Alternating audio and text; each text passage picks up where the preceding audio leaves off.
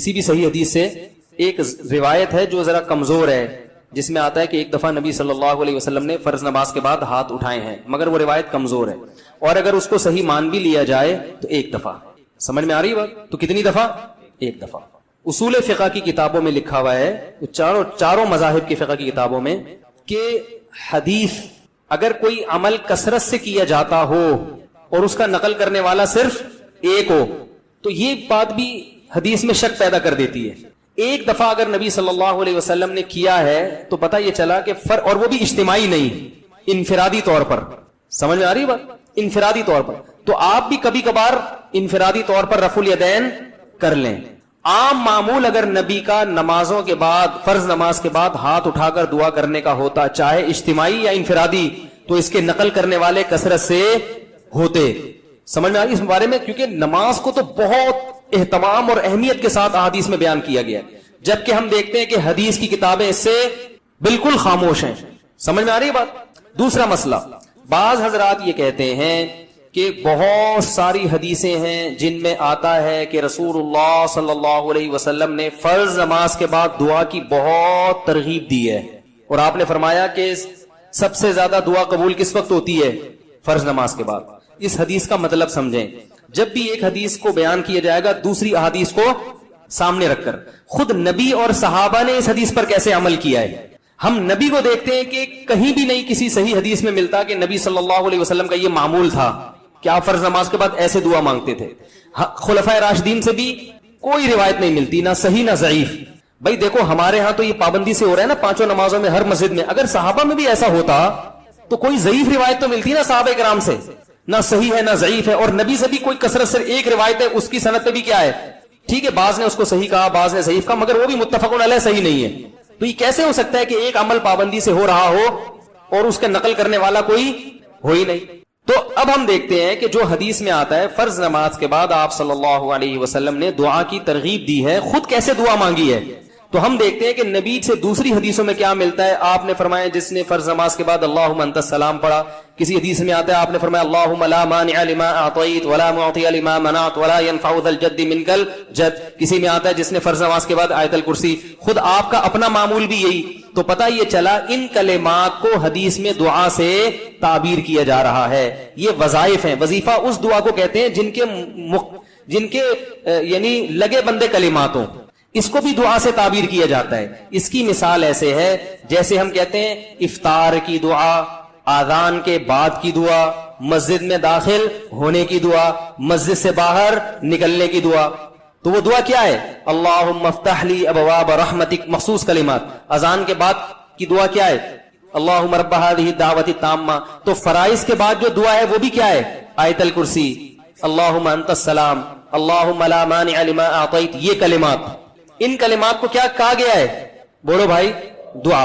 اور ابن تیمیہ رحمہ اللہ کی رائے یہ ہے جو تفرد ہے کہ فرض نماز کے بعد سے مراد ہے جو اتحیات کے درود شریف کے بعد ہم دعا پڑھتے ہیں، رب اجعلنی مقیم الصلاۃ ربنا آتنا، جو کیونکہ حدیث میں آتا ہے دبور کل صلاۃ.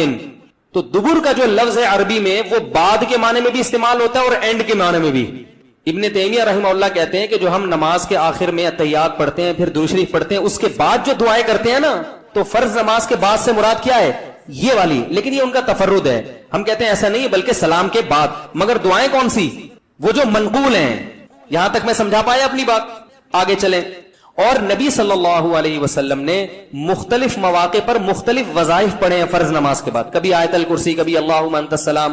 تو ہم یہ کہتے ہیں.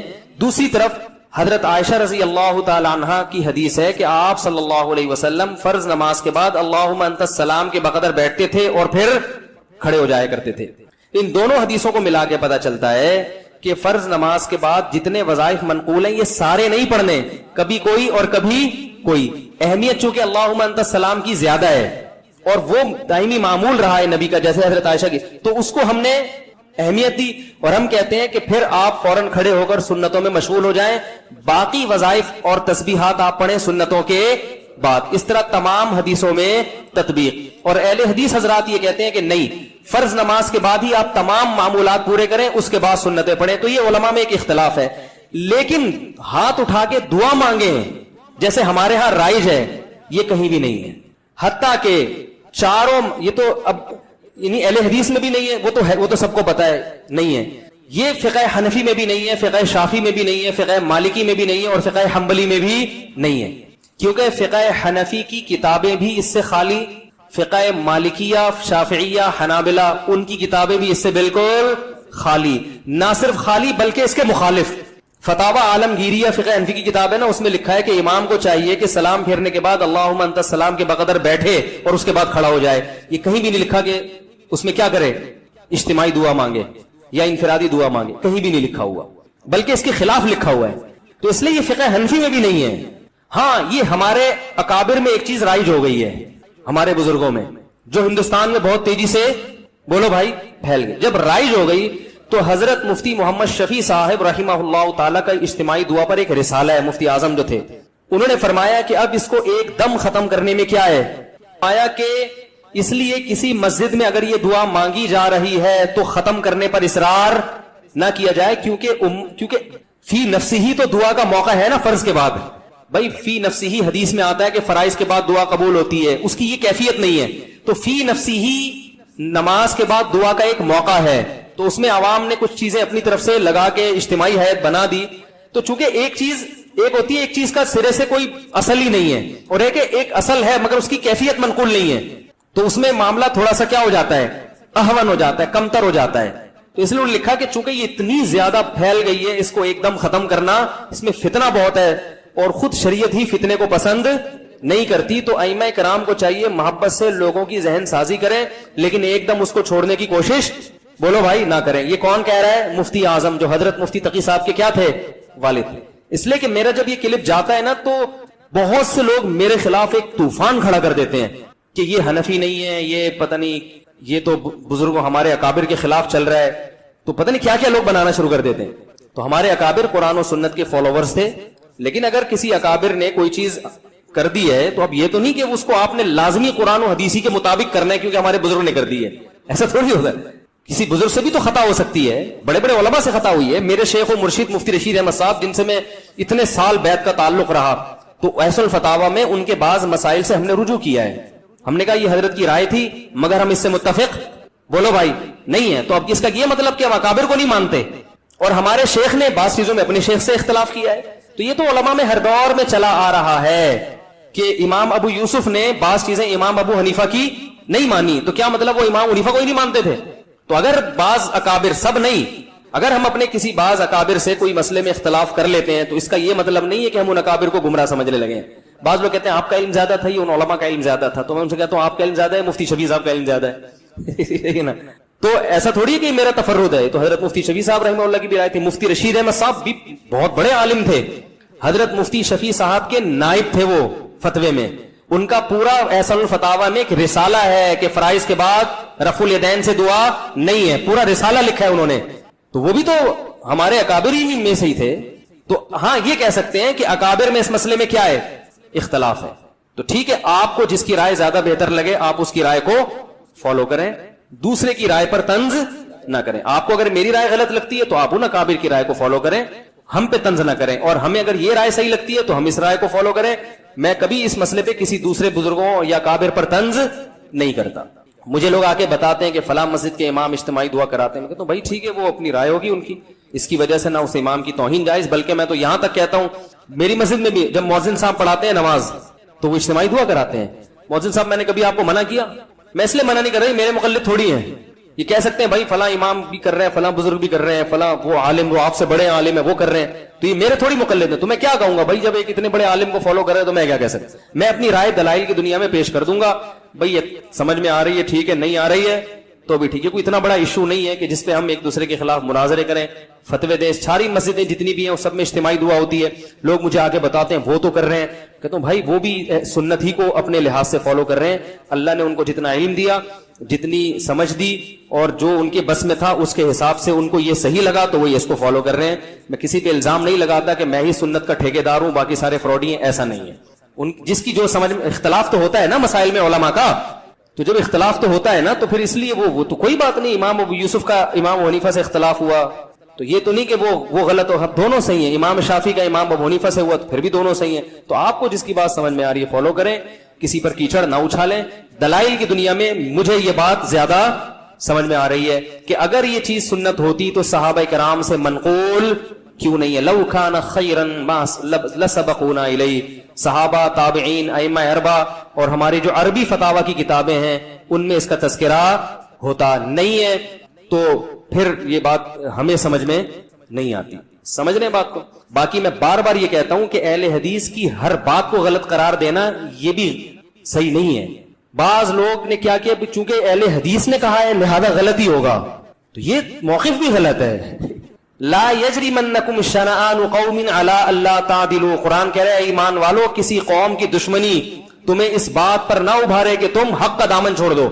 اگر اہل حدیث نے کوئی بات درست کی ہے تو آپ کو ماننی چاہیے، غلط کی ہے تو آپ کو بتانا چاہیے. ہم اس کی تو اہل حدیث کی بہت سی چیزوں کو ہم غلط بھی کہتے ہیں، لیکن بہت سی چیزوں کو ہم صحیح بھی کہتے ہیں، اور بہت سی چیزوں کو ہم یہ کہتے ہیں کہ اس میں دونوں طرف احتمال ہے، دونوں رائے، اجتہادی مسئلہ ہے، یہ بھی صحیح ہو سکتا ہے وہ بھی صحیح ہو سکتا ہے. تو اعتدال کا جو راستہ ہے نا وہ نہیں چھوڑنا چاہیے. تو میں کیوں مانگتا ہوں؟ پہلی بات، میں اجتماعی نہیں مانگتا، میں فرض کے بعد اجتماعی دعا نہیں مانگتا. میں اللہم انت السلام پڑھتا ہوں صرف، اور رفع الیدین ہلکا سا کرتا ہوں کیونکہ لوگوں میں تحمل نہیں ہے. اگر میں نے یہ بھی نہیں کیا تو اگلی نماز میں پبلک شارٹ کر دے گی مجھے. چلو کوئی بات نہیں، شارٹ کرے گی تو کیا ہوگا، دین کا سارا سلسلہ کیا ہو جائے. کسی اور مسجد میں جائیں گے تو وہاں بھی شارٹ، تیسری مسجد میں گئے وہاں بھی، تو شارٹ ہوتے ہوتے نتیجہ کیا نکلے گا، اپنا ایک الگ فرقہ جو لوگ کر رہے ہوتے لاؤنج ہو رہا ہوگا، اور اس کا نام کیا ہوگا، اجتماعی دعا بدعت، یہاں سے شروع ہوگی. تو امت کو ایک ایسے کام میں لگائیں گے جس کی شریعت میں کوئی خاص اہمیت بولو بھائی نہیں ہے. تو چونکہ فی نفسی ہی ایک چیز جائز ہے، اس کو سنت سمجھنا غلط ہے. تو فی نفسی جب ایک چیز کا جواز ہے اور فی نفسی موقع بھی ہے، اس گنجائش سے فائدہ اٹھاتا ہوں کہ بھائی چلو فی الحال اتنا کر لو انفرادی، اور اللہم انت السلام پڑھو اس میں، اور تھوڑی دیر رفع الیدین کر لو. عوام کو باقی سمجھاتے رہو. جب یہ مسجد کے نمازیوں میں تحمل پیدا ہو جائے گا، ہم بڑے ہو جائیں گے، بزرگ بن جائیں گے، سفید داڑھی ہو جائے گی، عمر کمر جھک جائے گی، ہم سے بڑے بڑے اکابر دنیا میں موجود ہیں، لوگ کہہ رہے ہیں بھائی ہم ان سے فتویٰ لیں گے آپ سے کیوں لیں. تو ان کو میں نہیں سمجھا، ان لوگوں کو میں اس بات پہ قائل نہیں کر سکتا. تو جب ہم بوڑھے ہو جائیں گے اگر زندہ رہے تو پھر ایک لوگوں کو ہوگا کہ بھائی یہ بھی ایک بزرگ بن چکے ہیں، اب پتہ نہیں وہ دن آئے گا کہ نہیں آئے گا، لیکن اگر ایسا ہو گیا تو پھر ہم چھوڑ دیں گے. مفتی ظہر علی صاحب کی طرف بولیں گے یہ جائز ہے یہ ناجائز ہے، کسی کے باپ میں دم میں تو کر کے دکھا دیں. حضرت مفتی ظہر علی صاحب جو ہیں وہ جب فتویٰ دیتے ہیں تو ان کی مسجد بھی ذاتی ہے، ان کے مقتدی بھی اخپل ہیں اپنے، کسی کی پرواہ بھی نہیں کرتے. فتویٰ دیا، سمجھ میں آیا ٹھیک ہے، نہیں آیا دفاع یہاں سے چل نکل. تو ہم کہاں جائیں گے بھائی؟ اب آپ کہہ سکتے ہیں یہ تو دین بیچنا ہوا ہے، یہ تو کیا ہوا، کیونکہ کلپ آئے گا فوراً، یہ تو یہ دین بیچنا نہیں ہے. دین کا کام بڑے کام کرنے کے لیے چھوٹے مسائل کو برداشت کرنا. اگر ہمیں مسجد نکال دے یا ادھر سے بھی نکل جائیں تو ہمیں دنیاوی لحاظ سے فائدہ ہی ہوگا، نقصان نہیں ہوگا. سب سے پہلے میں اپنا بزنس کروں گا، ٹھیک ہے نا، بزنس کمپنی بنا کے ٹائٹ طریقے سے کیا کروں گا جو میں ابھی نہیں کر سکتا. اپنے کاروبار کو ٹائم نہیں دے سکتا تو میں کاروبار کو ٹائم دوں گا، نوٹ چھاپوں گا تمیز سے بیٹھ گئے جو ابھی نہیں چھاپ سکتا میں. تو یہ مصلحت جو میں اختیار کر رہا ہوں اپنی ذات کے لیے نہیں بلکہ تاکہ دین کا کام ہوتا رہے. اور دوسرا، لوگوں سے وہ بات جو لوگوں کی مینٹل اپروچ سے اوپر ہوتی ہے. حدیث میں آتا کلم الناس علی قدر عقولہم، لوگوں کی مینٹل اپروچ سے اوپر باتیں نہ کرو. تو یہ مسئلہ پبلک کی مینٹل اپروچ سے کیا بن چکا ہے، اوپر، کیونکہ بہت سارے علماء کر رہے ہیں. تو اب لوگ کہیں گے یار وہ علماء نہیں ہے، تو پھر یہی ہے کہ بھائی چلو درمیانی رائے اختیار کرو، چلاؤ بس. اس لیے ہم یوں کرتے ہیں اللہم انت السلام و منک السلام و تبارک. چلو اس سے کیا ہو رہا ہے یار. اور بیانات میں بتاتا رہتا ہوں کہ اتنا بھی ثابت نہیں ہے. کبھی کبھار کر لے تو ٹھیک ہے، کبھی کبھار رفع الیدین بھی ٹھیک ہے، کبھی کبھار لوگوں کو اجتماعی دعا بھی ٹھیک ہے، لوگوں کو تعلیم دینے تو احیاناً تو ٹھیک ہے. اس کا معمول بنا لینا، اتنا معمول کہ جو نہ کرے اس کو لوگ ملامت کریں. بلکہ معمول بھی اس حد تک غلط نہیں ہے کہ چلو ایک آدمی کو ہاتھ اٹھا کے دعا میں زیادہ دل لگ رہا ہے تو مانگ لے، تو پابندی بھی تو نہیں ہے نا. لیکن اتنا اس پہ التزام کہ نہ کرنے والے کو ملامت کی جائے. مسجدوں میں تو اجتماعی دعائیں ہر نماز کے بعد ہو رہی ہیں، اس کو بھی غلط نہیں کہیں گے. غلط کیا ہے، جو نہیں مانگے اس کو کیا کہتے ہیں، اس پہ ملامت ہوتی ہے. یہ بہت غلط چیز ہے. تو اس لیے اگر اہل حدیث کے ہاں نہیں ہوتی تو اچھی بات ہے. چاہے ہمارے ہاں بھی نہ ہو. مفتی رشید احمد صاحب کے ہاں ہم نے کئی سال رہے ہیں، ایک نماز کے بعد بھی انہوں نے کبھی دعا نہیں منگوائی، کبھی بھی نہیں. اور رفع الیدین سے بھی دعا نہیں کرتے تھے. باقی پھر سنتوں کے بعد اپنی دعا مانگتے تھے گھنٹوں گھنٹوں. دعاؤں کا تو حضرت کو ایسے عاشق تھے کہ حضرت سے جب کوئی آ کے کہتا تھا کہ حضرت دعا کر دیں, حضرت رفع الیدین کے بغیر دعا کر دیتے تھے. کہتا تھا ہاتھ اٹھا کے دعا کریں. حضرت فرماتے تھے جب میں ہاتھ اٹھاتا ہوں تو پھر جلدی گراتا نہیں. فرمایا پھر میں کہتا ہوں جس کے دربار میں ہاتھ اٹھائے ہیں اتنا بڑا بادشاہ ہے, پھر تو وہ پھر ایسا ہی ہوتا. ہمارے حضرت جب دعا پہ آتے تھے اتنی لمبی دعا. ایک دفعہ حضرت نے نماز کے بعد لوگوں نے کہا دعا مانگے. حضرت نے کہا چلو تو بہت اصرار کر رہے تو مانگتے ہیں. سندھ میں تھے حضرت, حضرت نے پھر ہاتھ اٹھا لیے. پھر حضرت کو تو دعا میں اتنا مزہ آتا تھا, گم ہو جاتے تھے بالکل ایسا گم, پیچھے پبلک شاٹ, ایک بھاگا کھسکا, دوسرا کھسکا, تیسرا, ہوتے ہوتے آخر میں حضرت رہ گئے. اگلی نماز پڑھائی حضرت نے, کسی نے نہیں کہا. انہوں نے کہا بغیر دعا بغیر اجتماع کے ہی بہتر ہے. تو ہمارے حضرت کو دعا میں بہت لطف آتا تھا. جب دعا شروع کرتے تو بس ایک بیان میں حضرت جب بیان کرتے کرتے شاعری شروع کرتے اللہ کی محبت میں, اس میں حضرت کا جیسے میرا بیان ہوتے ہوتے شادیوں پہ تو پورا ٹاپک چینج نا. دعا کے بارے میں کچھ بات کروں گا کہ ہم لوگ دعاؤں سے بہت زیادہ غافل ہیں. اللہ تعالیٰ نے قرآن مجید میں دعا کے بارے میں فرمایا ادعوا ربکم تضرعا وخفیا, اپنے رب کو پکارو عاجزی کے ساتھ اور چپکے سے. جیسے اللہ نے نماز کا حکم دیا, اللہ نے زکوٰۃ کا حکم دیا, بالکل اسی طرح سے اللہ نے مانگنے کا حکم بھی دیا ہے کہ ہم کس سے مانگیں؟ اللہ سے. اللہ سے مانگیں اور مانگیں, یعنی اللہ کے علاوہ کسی اور سے نہیں مانگیں, اور اللہ سے بھی باقاعدہ مانگیں, مانگنے کا عمل جاری رکھیں. آج جہاں باقی عبادتوں میں سستی ہو رہی ہے, دعاؤں میں بھی لوگ پیچھے چلے جا رہے ہیں. مانگتے ہی نہیں ہیں, اور مانگتے ہیں تو پتہ نہیں کس اسٹائل سے مانگتے ہیں, توجہ نہیں ہوتی. اجتماعی دعاؤں پر زیادہ زور ہے, انفرادی پر زور نہیں. کہیں مجمع دعا مانگ رہا ہوتا تو ہاتھ اٹھا کے آمین آمین شروع کر دیں گے, بس ٹھیک ہے وہ بھی جائز ہے, لیکن دعا میں جو اصل ہے وہ انفرادی ہے. دیکھیں جب آپ کسی سے اپنی حاجت پوری کرنے کے لیے کچھ مانگنے کے لیے جاتے ہیں تو اکثر آپ کی کوشش ہوتی ہے کہ اس سے اکیلے میں ملوں. اکثر کوشش کیا ہوتی ہے؟ سب کے سامنے نہیں, بلکہ آپ اس کو لیں گے بھائی تھوڑی دیر کے لیے ذرا مفتی صاحب آپ سے کام. ایسا ہی ہوتا ہے نا, ذرا چھاؤں میں آ جائیں تھوڑی دیر کے لیے. لوگ کہتے ہیں نا مفتی صاحب کہہ رہے ہیں بھائی یہیں پوچھ لو, کہہ رہے نہیں ذرا سائڈ پہ آ جائیں. تو سائڈ پہ جانے کے بعد پھر آپ کہتے ہیں یہ مسئلہ ہے, فلانا مسئلہ ہے, ڈمکانا مسئلہ ہے. تو سائڈ پہ لے جانے سے بعض دفعہ یہ بھی ہوتا ہے کہ سب کے سامنے آدمی اپنی بات نہیں لانا چاہ رہا ہوتا, اور بعض دفعہ یہ بھی ہوتا ہے کہ میں اپنی بات توجہ کے ساتھ سنا سکوں. تو دعا میں انسان, اللہ تو سب کی بات سنتا ہے مجمع میں بھی اور تنہائی میں بھی, لیکن آپ دعا مانگنے میں جو آپ کی طبیعت لگے گی, توجہ سے مانگو گے, وہ تنہائی میں زیادہ شوق سے, زیادہ رغبت سے مانگ سکتے ہو. اجتماع میں ایسی رغبت اور ایسی شوق سے انسان دعا نہیں مانگ سکتا. تو انفرادی دعائیں ہی ختم ہوتی جا رہی ہیں. قرآن مجید میں اللہ تعالیٰ نے رمضان کی جو آیتیں ہیں ان آیتوں کے بعد ذکر کیا وَإِذَا سَأَلَكَ عِبَادِي عَنِّي فَإِنِّي قَرِيب, اے نبی ان سے کہہ دیجئے کہ جب یہ مجھ سے میرے بارے میں پوچھیں تو آپ ان کو بتا دیں کہ میں بہت قریب ہوں تمہارے. اجیب دعوت الداعی اذا دعان, جب کوئی پکارنے والا, دعا مانگنے والا مجھ سے دعا مانگے گا تو میں اس کی پکار کا جواب بولے بھائی اس پکار کا جواب دوں گا. پکار کا جواب دینے کا مطلب کیا ہوتا ہے؟ قبول کروں گا اس کی دعا. جواب کا یہ مطلب نہیں کہ اچھا میں نے سن لیا ہے چلو. ایک جواب تو یہ بھی ہوتا ہے نا, اچھا اب چپ ہو جا. ہم کسی کو پکار رہے ہوں, اگلا کہتے ہیں اچھا بھائی ٹھیک ہے پتہ چل گیا, اب چپ کر کے بیٹھ جاؤ آرام سے. تو اللہ تعالیٰ جب جواب دیتے ہیں تو کیا مطلب ہوتا ہے کہ اللہ تعالیٰ وہ دعا قبول کر رہے ہیں. ہم دعا کثرت سے مانگتے کیوں نہیں ہیں؟ اس کی وجہ یہ ہے کہ ہمارے ذہن میں ایک چیز شیطان نے بٹھا دی ہے کہ مانگو تب بھی ویسے کے ویسے ہی ہے, نہیں مانگو تب بھی ویسے کے ویسے. وہ فلاں آدمی تو نہیں مانگتا, وہ تو پھر بھی اس کی تنخواہ اچھی مل رہی ہے, اور میں تو کئی سالوں سے دعائیں مانگ رہا ہوں, اے اللہ میری تنخواہ ڈبل نہیں کر سکتا تو کم از کم 50% ہی بڑھا دے. تو میں تو وہیں کا وہیں ہوں, میری تنخواہ میں تو کوئی اضافہ ہو نہیں رہا. تو ہم تو دیکھتے ہیں کہ ادھر دعا مانگو کچھ بھی نہیں ہو, سوائے ثواب کے کچھ بھی نہیں ملتا. یہ وہ چیز ہے جو انسان کو دعاؤں سے روکتی ہے. حالانکہ ہم پیغمبروں کی زندگی دیکھتے ہیں تو بات بات پر دعائیں مانگتے تھے, بہت کثرت سے, بہت زیادہ. نوح علیہ السلام. اچھا اللہ نے ان کی دعاؤں کو قرآن میں ذکر بھی کیا ہے. مناجات مقبولہ ایک دعاؤں کی کتاب ہے.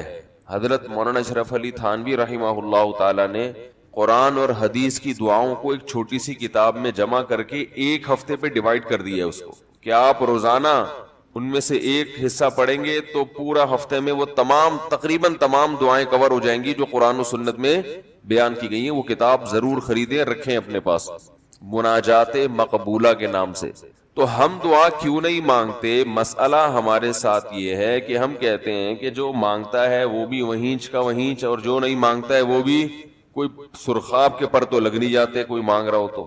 یہ وہ مسئلہ ہے جس کی وجہ سے لوگ دعائیں مانگنے میں بخل سے کام لیتے ہیں, جبکہ پیغمبر کثرت سے دعائیں مانگا کرتے تھے, بہت زیادہ. جو پچھلی آسمانی کتابیں ہیں ان میں لکھا ہوا ہے کہ یعقوب علیہ الصلوۃ والسلام اتنی کثرت سے دعائیں مانگا کرتے تھے کہ سجدے میں جا کے کہ ان کے یہ جو گھٹنے ہیں اور سر میں سخت نشان بن چکے تھے, وہ جگہ زمین پہ لگ کے سخت ہو جاتی ہے نا. تو اتنی کثرت سے دعائیں, اتنی کثرت سے دعائیں. ہم نے جن بزرگوں کے ساتھ ٹوٹا پھوٹا وقت گزارا ان کو دیکھا کہ وہ دعا بہت لمبی لمبی دعائیں مانگا کرتے تھے, بہت لمبی. ہمارے شیخ کے سامنے جب کوئی آیا کرتا تھا دعا کے لیے کہتا تو ہاتھ اٹھائے بغیر ویسے ہی اس کو ایک دعا کا جملہ کہہ دیا کرتے تھے. کسی نے کہا کہ آپ ہاتھ اٹھا کے اس کے لیے دعا کیوں نہیں مانگتے؟ تو فرماتے تھے کہ جب میں ایک دفعہ ہاتھ اٹھا لیتا ہوں تو پھر اتنی آرام سے نیچے گراتا نہیں, کیونکہ پھر اللہ کے دربار میں اب ہاتھ اٹھا لیے تو پھر تو ایسا ان کا دل لگتا تھا, مانگتے چلے جاتے تھے, مانگتے چلے جاتے تھے. تو بات یہ ہے کہ جب یہ یقین پیدا ہو جائے کہ جس خالق نے ہمیں پیدا کیا ہے اور جس نے ہمیں مانگنے کا حکم دیا ہے اس کے سامنے جب ہاتھ اٹھا کے گڑ گڑائیں گے تو وہ تھوڑا نہیں دے, وہ دعا لازمی قبول کرے گا, اور وہ لازمی ہماری مانگی ہوئی چیزیں ہمیں عطا کرے گا. یہ جذبہ اور یہ نیت جب انسان میں پیدا ہو جائے تو پھر اس کا دعاؤں میں دل لگتا ہے. کیسے نہیں لگے گا؟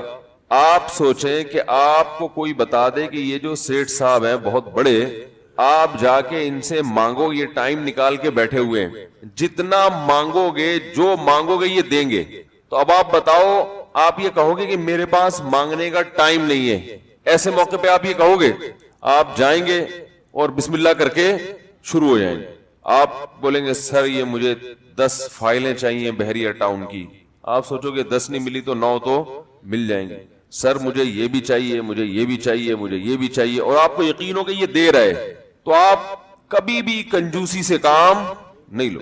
پھر آپ یہ نہیں کرو گے کہ آپ مانگتے ہوئے جو ہے نا اس سے آپ جب مانگ رہے ہو تو آپ کی کبھی ادھر دیکھ رہے ہو, کبھی ادھر دیکھ رہے ہو, کبھی ناک میں انگلی گھما رہے ہو, کبھی سر میں کھجا رہے ہو.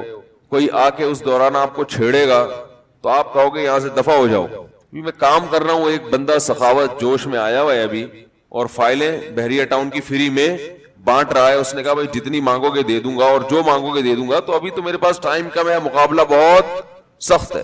اور پھر اس میں آپ کو الفاظ بھی خود بخود آ جائیں گے کس طرح سے سمجھانا ہے. مختلف طریقوں سے آپ بات کو گھماؤ گے. سر پلیز آپ بات کو سمجھا کریں, میں آپ کے پاس آیا ہوں, آپ کو پتا ہے میں ادھر بھی جا سکتا تھا, وہ وسیم کباڑیا کا بزنس بھی آج کل بہت چل رہا ہے, میرے پرانے اچھے تعلقات ہیں, لیکن مجھے پتا تھا کہ آپ ہیں, آپ جیسا سیٹ تو کوئی ہے ہی نہیں, اور ہر مشکل میں آپ نے میری مدد کی ہے. جو الفاظ بھی اس کی سخاوت کو ابھارنے والے ہوں گے وہ تمام آپ اس موقع پر اس کے اوپر انڈیل دو گے, پورا دیگچا بھر کے اس کے اوپر ڈال دو گے آپ.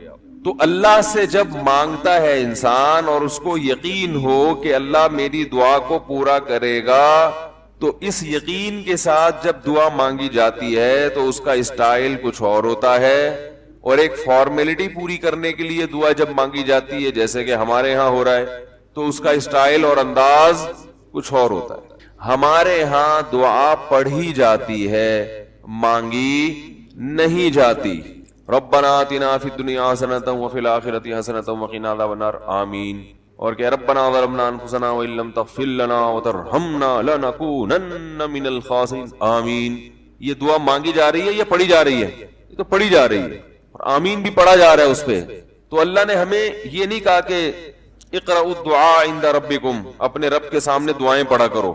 اللہ نے کہا ادعو، مانگو، پکارو، مانگو اس سے. بھکاری جیسے بھیک مانگتا ہے نا، لوگ کہتے ہیں مانگنے کا کیا طریقہ ہے. بھائی جو بھکاریوں سے پوچھو بھیک مانگنے کا کیا طریقہ ہے. بھکاری اکثر ان پڑھ ہوتے ہیں. جو پڑھے لکھے بھکاری ہوتے ہیں پھر وہ IMF سے مانگتے ہیں، وہ چھوٹی موٹی چیزیں نہیں مانگتے. بھکاری اکثر کیا ہوتے ہیں؟ ان پڑھ، جن سے ہمارا صبح شام واسطہ پڑتا ہے. تو یہ کسی سے بھیک مانگنے کا طریقہ سیکھ کے آتے ہیں. بولو نا بھائی، کسی سے طریقہ سیکھ کے آتے ہیں کہ یار وہ ذرا فلاں بندے سے چندہ مانگنا، ذرا طریقہ بتانا. اگر کوئی بتائے گا بھی تو وہ کہے گا تو اپنے پاس رکھ، مجھے پتا ہے مجھے جیب اپنی کیسے بھرنی ہے. اس موقع پہ جو اس کی حالت دیکھ کے نا وہ اپنا منہ بھی ٹیڑھا ویڑھا کرے گا، کپڑے بھی پھٹے پرانے، اور بہت گھمائے گا بات کو، ایسے منہ بنائے گا جیسے دنیا میں اس سے زیادہ غریب اور محتاج کوئی ہے ہی نہیں. سحری پانی سے کی ہے میں نے، گھر میں بچے بھوک سے بلک رہے ہیں، ایسی کہانیاں سنائے گا، ایسی کہانیاں سنائے گا. تو یہی حال انسان کا ہے جب اسے پتا ہو کہ میرا رب جو مانگوں گا وہ دے گا مجھے، تو پھر اس کے بھیک مانگنے کا انداز اور جو دعا مانگنے کا اسٹائل ہے وہ خود بخود فطرت اسے سکھا دیتی ہے. خود بخود اس کے اندر الفاظ آنا شروع ہو جاتے ہیں کہ ایسے مانگنا چاہیے. لیکن پرابلم یہ ہے، مسئلہ یہ ہے کہ دل میں یہ بات بیٹھ چکی ہے کہ قبول نہیں ہو رہی. عجیب حدیث ہے، رسول اللہ صلی اللہ علیہ وسلم نے ارشاد فرمایا کہ اللہ بندے کی دعا قبول کرتے رہتے ہیں، وہ مانگتا رہتا ہے قبول ہوتی رہتی ہے، وہ مانگتا رہتا ہے قبول ہوتی رہتی ہے، یہاں تک کہ ایک وقت ایسا آتا ہے کہ بندہ یہ کہتا ہے کہ میں مانگ رہا ہوں قبول تو ہو نہیں رہی. تو جب یہ کہتا ہے تو اس وقت قبول کرنا بند کر دیتے ہیں اللہ تعالیٰ. اللہ کہتے ہیں کہ اگر تو یہ سمجھ رہا ہے کہ قبول نہیں ہو رہی تو اب نہیں ہوگی. اب عجیب بات ہے یا نہیں ہے یہ حدیث. بھائی وہ بندہ کئی سال سے دعائیں مانگ رہا تھا اور پھر آخر میں آ کے کہتا ہے کہ قبول تو ہو نہیں رہی، تو ظاہر ہے کچھ نہیں ہو رہی ہوگی تبھی تو کہہ رہا ہے نا. اس کو ایسا لگ رہا ہوگا کہ قبول نہیں ہو رہی. بھائی اس کو یہ لگ رہا ہوگا کہ نہیں، جو چیزیں مانگ رہا ہوں وہ تو مل نہیں رہی، تو تبھی تو وہ کہتا ہے کہ قبول نہیں ہو رہی. تو سوال پیدا ہوتا ہے پھر اللہ قبول کرنا بند کیوں کر دیتے ہیں؟ اللہ تعالیٰ جب دعائیں قبول کرتے ہیں تو اس کا انداز وہ نہیں ہوتا جیسے ایک عام انسان جب کسی کو بھیک دیتا ہے. ایک عام فقیر جب آپ کے پاس آئے گا، آپ سے بھیک مانگے گا، 100 روپے دے دو، 20 روپے دے دو، آپ اٹھا کے 100 نہیں تو 10-20 تو پکڑا دیتے ہیں اس کو. تو وہ یہ سمجھتا ہے کہ میری دعا کیا ہو گئی؟ قبول. لیکن اللہ تعالیٰ اس طرح دعا نہیں قبول کرتے. اگر اللہ اس طرح سے دعائیں قبول کرنا شروع کر دیں تو پھر یہ معاملہ غیب کا نہیں رہے گا. ادھر آپ نے دعا مانگی، اے اللہ میرے کاروبار کو بڑھا دے، لیلۃ القدر میں رو کے دعا مانگی، اور صبح صادق کے وقت آپ کا فون آیا کہ آپ کا کنٹینر کسٹم والوں کے شر سے محفوظ ہو گیا ہے، سمجھ میں پاس ہو گیا ہو، اور آپ کی چیز ڈبل قیمت پہ بک گئی ہے. پھر آپ نے دعا مانگی، اے اللہ تیری رحمت اس وقت جوش میں آئی ہوئی ہے، تو ایسا کر میرا بچہ بھی پاس ہو جائے، اس کے نمبر اچھے آ جائیں. ادھر فون آیا کہ آپ کا بچہ پہلی پوزیشن سے کامیاب ہو گیا. پھر آپ نے کہا آج اللہ کی رحمت بہت جوش میں آئی ہوئی ہے، اے اللہ میری بیوی بھی ٹھیک ہو جائے. تو بیگم صاحبہ کا فوراً فون آ گیا کہ میں ٹھیک ہو گئی ہوں، ہے بھائی میں ٹھیک ہو گئی. اے اللہ ساس صاحبہ بہت دنوں سے آگے بیٹھی ہوئی ہیں، جانے کا نام نہیں لے رہی، فون آ گیا کہ میں چلی گئی. اس طرح سے اگر دعائیں قبول ہونا شروع ہو جائیں تو میرے بھائی پھر یہ سارے کافر، یہ سارے لبرل لوگ جو اللہ کو مانتے ہی نہیں ہیں، یہ دنیا کا ہر کام چھوڑ کے مصلی بچھا لیں گے اور دعاؤں کو فوکس کرنا شروع کر دیں گے. دعا قبول ہوتی ہے مگر اس شخص کی جو اللہ پر غیب پر ایمان رکھتا ہے، جسے دعا قبول ہوتی ہوئی نظر نہیں آتی مگر وہ یقین کرتا ہے کہ دعا قبول ہو رہی ہے. صرف اس شخص کی دعا قبول ہوتی ہے، اس کے علاوہ کسی کی قبول نہیں ہوتی. بہت مشکل ہے بھائی سمجھانا. دعا سب کی قبول ہوتی ہے کا مطلب پتہ ہے؟ سب کی مطلب ان سب کی کہ جو یہ یقین رکھتے ہیں کہ قبول ہوتی ہوئی نظر نہیں آ رہی پھر بھی قبول ہو رہی ہے، ان لوگوں کی قبول ہوتی ہے دعا. حدیث سے پتہ چلتا ہے. اور اصل میں دعا مانگتے ہی یہی لوگ ہیں. اب آپ کہیں گے بھائی نظر تو آ نہیں رہی، جب میں جو چیز مانگ رہا ہوں وہ مل نہیں رہی، تو کیا ایسے قبول کا کرنا کیا ہے بھائی؟ یہ تو صرف مشورے مل رہے ہیں ہمیں کہ پھر بھی مانگتے رہو. تو ہم نے وہ ایک فقیر تھا نا، ایک سیٹھ صاحب کے پاس آیا، کہنے لگا کہ بھائی ذرا کچھ پیسے مل جائیں گے, گھر میں ضرورت ہے. تو اس نے کہا اتنے ہٹے کٹے ہو کے بھیک مانگتے ہو, شرم نہیں آتی؟ تو اس نے کہا فی الحال میں نے آپ سے بھیک مانگی ہے, مشورہ نہیں مانگا. جب مشورہ مانگوں تو اس وقت مشورہ دے دینا کہ بھیک مانگنا میرے لیے مناسب ہے یا نہیں ہے. بھائی ابھی میں آپ سے پیسے مانگ رہا ہوں, مشورے کے لیے پھر کوئی اور ٹائم انشاءاللہ رکھ لیں گے, اس میں آپ سے مشورہ لوں گا کہ میرے جیسے آدمی کو بھیک مانگنا مناسب ہے یا نہیں. تو آپ کے ذہن میں بھی یہ خیال آ رہا ہوگا کہ ہم اللہ سے دعا مانگتے ہیں اور اللہ کی طرف سے جو چیز جو ہم مانگ رہے ہیں وہ تو مل نہیں رہی, بلکہ اللہ کی طرف سے مشورے مل رہے ہیں کہ مانگتے رہو, قبول ہو رہی ہے. تو ہوتی بھی تو نظر نہیں آ رہی. کیا خیال ہے بھائی؟ ہوتی قبول ہوتی بھی نظر تو نہیں آ رہی. تو یاد رکھیں دعا تو لازمی قبول ہوتی ہے. اگر آپ کو قبول ہوتی بھی نظر نہیں, دعا قبول ہونے کے انداز مختلف ہیں. اللہ تعالیٰ کے جس طرح سے قبول کرتے ہیں نا, وہ عام لوگوں کی طرح نہیں آپ کو چیزیں پکڑا دیتے. یہ تو غیب سے معاملہ ختم ہو جائے گا. اللہ کی حکمت کا تقاضا یہ ہے کہ اس طرح سے قبول کروں کہ قبول ہو مگر اس کو پتا نہ چلے, کیونکہ وہ اللہ کا دربار ہے, اس کی کچھ قیمت ہے کہ وہ ہر ایک کو مانگنے کی توفیق نہیں دیتا. بھائی آپ نے کبھی دیکھا کہ کوئی سیٹ ایسی دکان کھول کے بیٹھ جائے کہ آؤ جو مانگو میں دوں گا؟ ایسے تو کیا ہوگا کہ پورا نظام خراب ہو جائے گا نا. پھر آپ 10 فائلیں تھوڑی مانگیں گے, پھر تو آپ کہیں گے پورا بحریہ ٹاؤن میرے حوالے کر دو, پھر تو آپ یہ کریں گے نا. یہ تو میں نے ایک مثال دی تھی. عملاً ایسا نہیں ہوتا. عملاً وہی آ کے بیٹھے گا اور وہی آپ کو پیشکش کرے گا کہ اس کے کچھ اصول اور ضابطے ہوں گے, ان قواعد پہ آپ پورے اترتے ہوگے تو آپ کو وہ گھسنے دے گا. اللہ کے بھی کچھ اصول اور ضابطے ہیں, ساری دعائیں قبول کرے گا, جو مانگو گے صرف اتنا نہیں بلکہ بڑھا کے دے گا.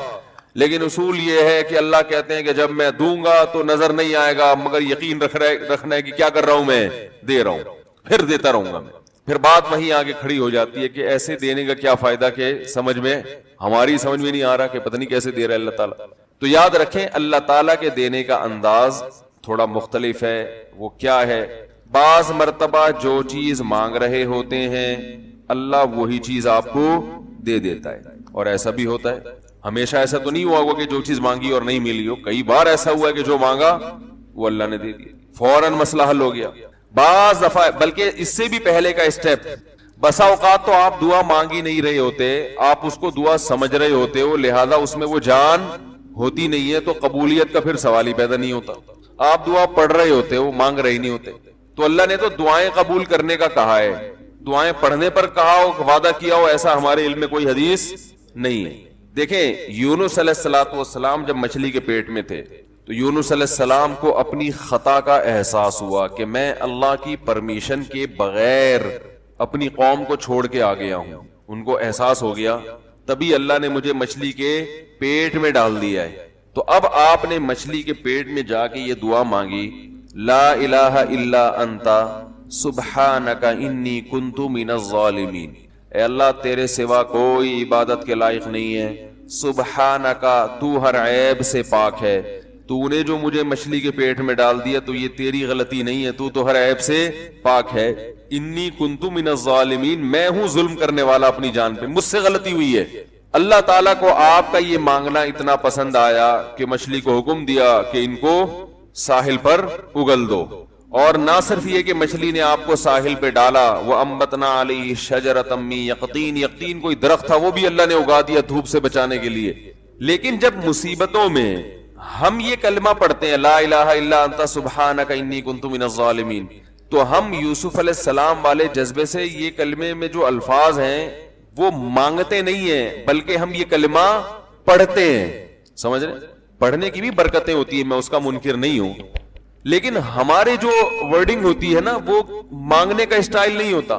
ہم چھوٹے بچے تھے تو مسجد میں آیت کریمہ کا ورد ہوا کرتا تھا کہ بھائی حالات خراب ہیں آج کل, امام صاحب اسپیکر پہ اعلان کر کے بلاتے تھے, آ جاؤ بھائی آیت کریمہ کا ورد ہوگا, لا الہ الا انت سبحانک انی کنت من الظالمین, 5 لاکھ دفعہ پڑھا جائے گا. تو ہم مسجد میں آتے, وہ مسجد میں دانے ہم تو آتے تھے, اس کے بعد جلیبیاں بھی ملتی تھیں, بڑی گرم گرم ٹائٹ جلیبیاں ہوتی تھی. اب تک وہ مزہ نہیں آیا جلیبی میں, تو وہ جلیبیاں بھی ہوتی تھی, اوپر دانے رکھے ہوئے ہوتے تھے, وہ 5 لاکھ دانے ہوتے تھے, ختم کرنے ہوتے تھے.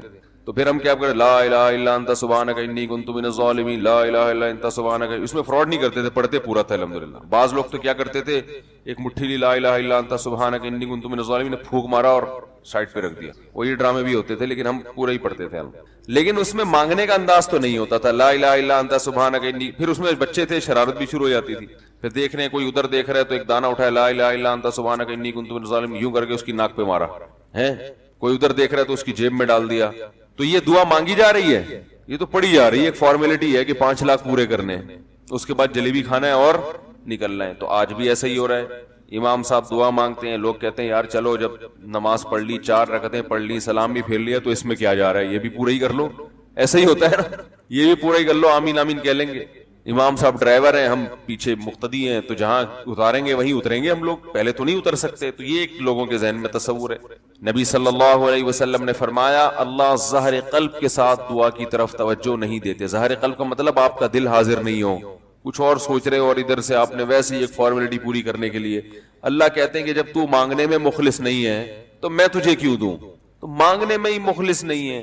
تو بعض دفعہ بلکہ اکثر ایسا ہوتا ہے کہ ہماری دعا میں جان ہی نہیں ہوتی. آدم علیہ السلام کو جب جنت سے نکالا گیا تو پریشان تھے, بے چین تھے, مضطرب سے, میں کیا کروں کہ اللہ مجھ سے خوش ہو جائے.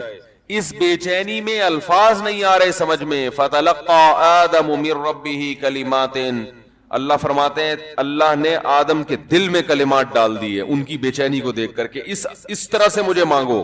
جب انسان اخلاص کے ساتھ دعا مانگتا ہے تو الفاظ کا القاء کہاں سے ہوتا ہے, اللہ کی طرف سے وہ القاء ہونا شروع ہوتا ہے. اللہ کہتے ہیں اس طرح سے مانگ. حضرت حکیم اختر صاحب رحمہ اللہ تعالیٰ نے ایک واقعہ بیان کیا.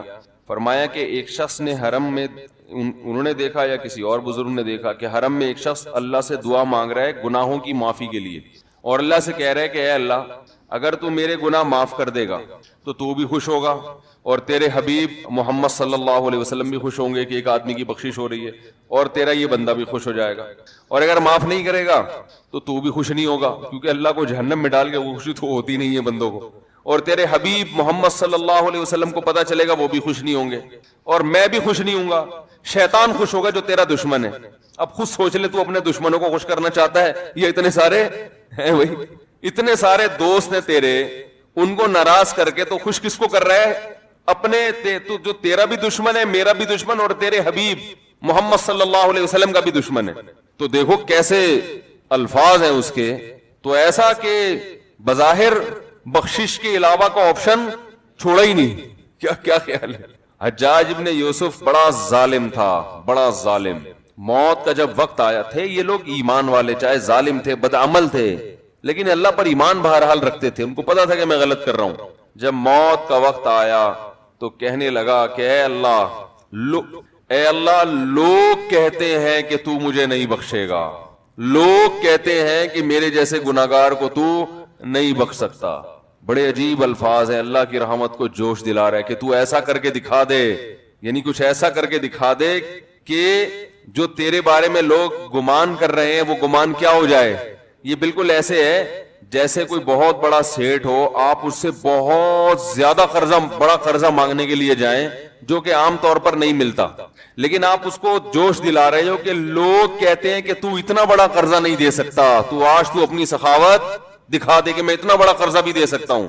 تو مرتے ہوئے کیا کہنے لگا کہ اللہ یہ پبلک کہہ رہی ہے کہ تو مجھے نہیں بخش سکتا, یعنی یہ تیری رحمت کو چیلنج کر رہی ہے کہ اتنے بڑے گناہگار کو نہیں بخشے گا اللہ, تو آج کیا کر لے, تو یہ دکھا دے اپنی رحمت سے کہ میں اتنے بڑے گناہگار کو بھی معاف کر سکتا ہوں. اب پتہ نہیں اللہ نے معاف کیا نہیں کیا, وہ تو اللہ کا معاملہ اور حجاج بن یوسف کا معاملہ, لیکن علماء کہتے ہیں یہ اس نے الفاظ بڑے ڈینجرس کہے ہیں مرتے وقت.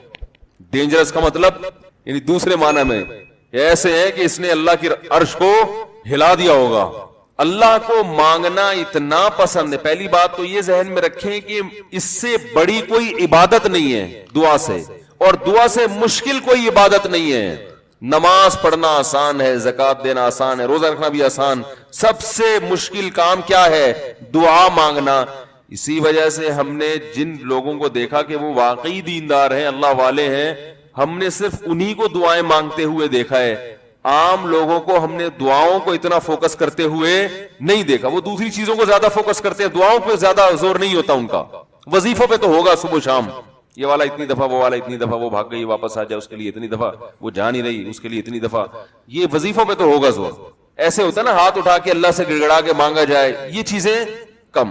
میں جب حج پہ گیا تو اپنے شیخ مرشد کے ساتھ تھا, پہلے ہی ہم نے ان کو دیکھا تھا بہت زیادہ دعائیں مانگتے ہیں, وہ بہت زیادہ ان کا دعاؤں میں دل لگتا ہے, بہت دعائیں مانگتے ہیں. تو مجھے کسی نے بتایا کہ یہ جب بیت اللہ کو دیکھتے ہیں تو اتنی لمبی دعا مانگتے ہیں کھڑے کھڑے کہ تم ان کے ساتھ ٹھہر نہیں سکتے. میں نے کہا کیوں نہیں ٹھہر سکتے, ہم جوان ہیں, ان کی عمر زیادہ ہو گئی اور ان کو کچھ بیماریاں بھی ہیں. تو میں نے کہا ہو جائے مقابلہ پھر, ٹھیک ہے, دیکھتے ہیں کون زیادہ لمبا ٹھہر لیتا ہے. تو جب بیت اللہ پہنچے, ان کی نظر بیت اللہ پہ پڑی, ذرا قریب گئے. یہ جو کہتے ہیں نا بیت اللہ پہ نظر پڑتے ہی وہیں ٹھہر جاؤ شروع ہو جاؤ, ایسا نہیں ہے. بیت اللہ پہ اگر نظر پڑی ہے آپ کی تو کوئی بات نہیں, اور قریب چلے جائیں.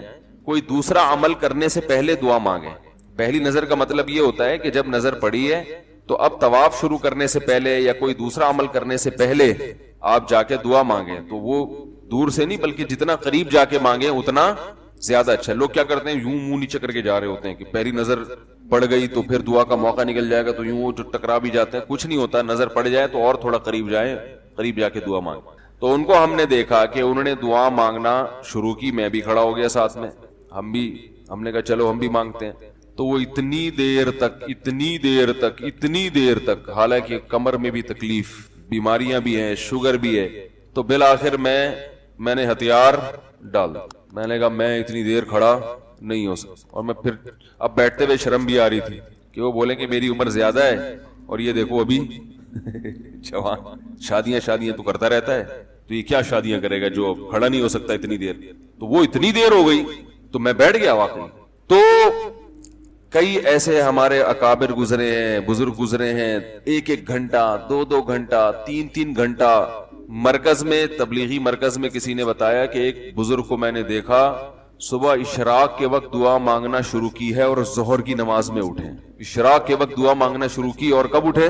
یہ وہ لوگ تھے جن کا دعاؤں میں دل لگتا تھا. اب بتائیں دعا مشکل عبادت ہے یا نہیں؟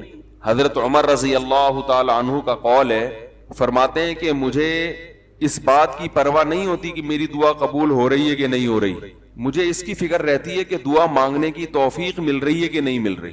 کیونکہ اللہ جب ناراض ہوتا ہے نا کسی سے, مانگنے کی توفیق چھین لیتا ہے اللہ تعالیٰ. اور مانگنے کی توفیق دی ہوئی, اس کا مطلب اگر ناراض ہے بھی تو اتنا زیادہ نہیں ہے, تھوڑا بہت ہے, وہ تلافی چاہتا ہے کہ آپ کر لو.